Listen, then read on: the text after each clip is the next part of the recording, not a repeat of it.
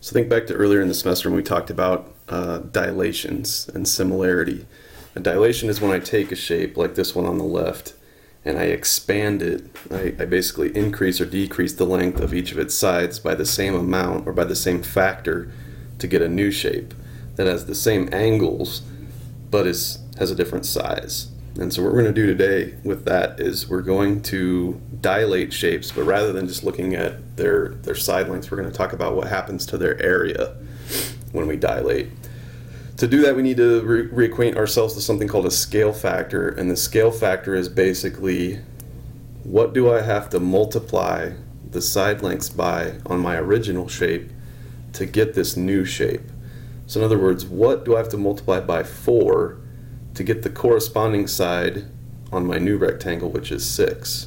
Okay, the way that I do that is I'm going to take the side length on the new shape and I'm going to divide it by the side length on the original shape. So the side length, if I just use these two, right, I'm going to use corresponding sides. Right, so I'm going to use the top of both rectangles because they correspond in this example. The side length of the new shape is 6. I'm going to divide that by the side length on the original shape. 6 divided by 4 is 1.5. So the scale factor to go from this rectangle on the left to this new bigger rectangle on the right would be 1.5. So if I want to check my work, I can say, well, does that work for these two corresponding sides? In other words, if I multiply 3 by 1.5, do I get 4.5? And I do.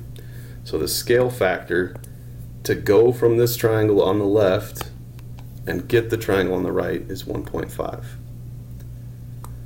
What if I want to go from a larger shape like this triangle or this rectangle on the left to this rectangle on the right, which is obviously smaller?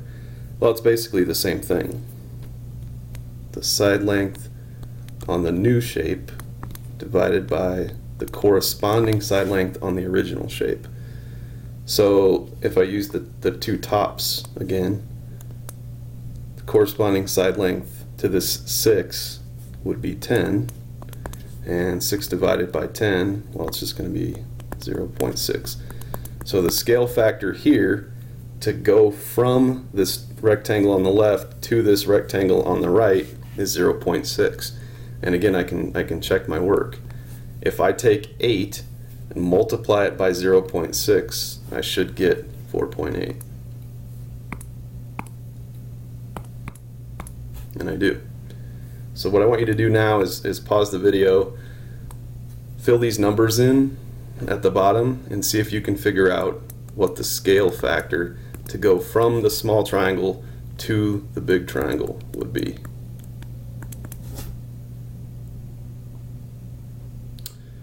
Okay, so remember, either way I go, whether I'm going from a large shape to a small shape or from a small shape to a large shape, I take corresponding sides, so I'll use these two, and I put the side length on the new shape over the side length on the original shape, and I divide. So I hope some of you weren't tricked into thinking that 22 divided by 12 is 2. It's almost 2, but not quite. 1.8333. So here's the scale factor to go from this small triangle to this larger triangle. In other words, I'd have to multiply any side on the small triangle by 1.833333 to get the length of the corresponding side on the other triangle. And you could have worked with these two and it should have come out to about the same either way that you did it. Alright, so what I said before is we're going to use scale factors to actually calculate the area of shapes that have been dilated from another shape. And what I've done for you here on your notes is I've just given you kind of a 3-step method for doing that. So this will make more sense if I kind of explain those steps as we actually go through a problem. So we're going to do 1A right here. Starting with this this blue rectangle, and it gets dilated down to this green rectangle. So this first step is I'm going to calculate the scale factor between the two shapes I only have two side lengths and they're corresponding, so I'm going to calculate the scale factor like I showed you on the last page, and that's just the side length of the new shape, or the shape that's been dilated to, divided by the corresponding length of the same side on the original shape. So scale factor here is just going to be 5 divided by 8, which is 0.625. So that's the scale factor. Then I'm going to square the scale factor. In other words, I'm going to take 0.625 and I'm going to square it. I get 0.391. The last step is just multiply the area of the original polygon by the squared scale factor. In other words, the area of the green polygon is just the squared scale factor that I found right here times the area of the original shape, which I'm told here is 32. So the area of the green polygon is going to be this, which is my scale factor, times 32, which is 12.5. So the green polygon is about 12.5 square centimeters in area. Same thing here. First step, find the scale factor between them. I take the side length on the new shape and divide it by the corresponding side length on the original shape. So the scale factor here is going to be 8 divided by 6, which is 1.33333. I'm just going to do 3 of them here. Second step is to square the scale factor. In other words, 1.333 squared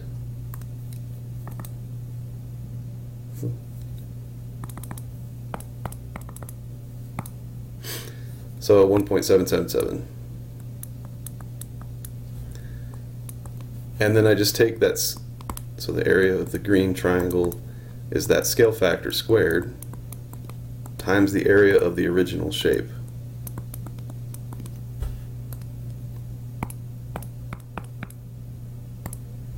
So, ooh, that's really close to 24. So I'm just going to say the area of the green triangle would be about 24 square feet.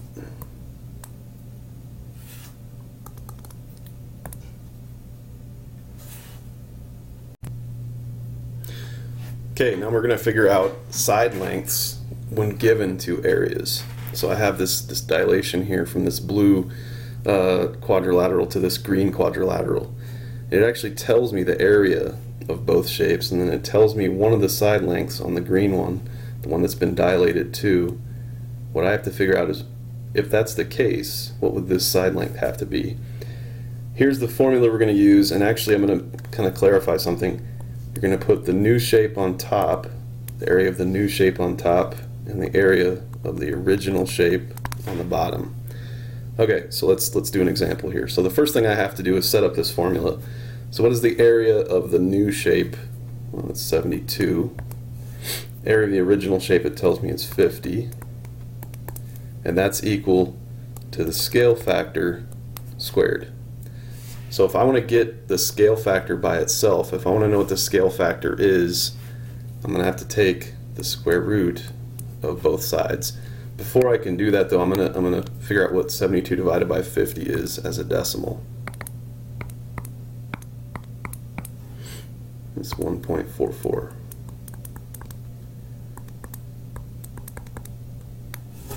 Okay, now I'm actually going to take the square root of both sides, because that's going to give me the the scale factor by itself. So the scale factor is the square root of 144, which is 1.2. So that's the scale factor. In other words, that's what I would have to multiply this side by to get 6, right? Because the scale factor doesn't tell me what to do with the areas. Scale factor just tells me about side lengths. So in other words, this side, whatever it is, times 1.2 would give me this side, which is 6. So in other words, 1.2x is equal to 6. If I want to solve for x, I'm just going to divide both sides by 1.2. So x, this side length up here on the top of the original quadrilateral, is just 6 divided by 1.2.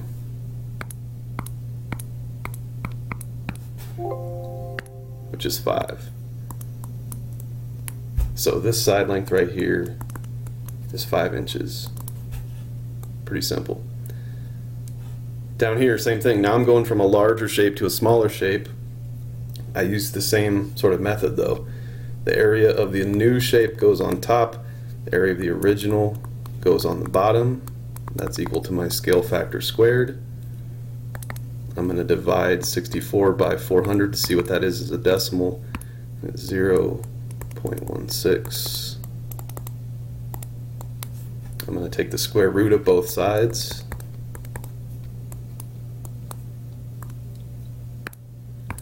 And the scale factor here is 0.4. So in other words, this 40 times 0.4 is what will give me the length of this new side. So 40 times 0.4 equals x. So x, this little side over here, is 40 times 0.4, which is 16. This new side over here will be 16 millimeters.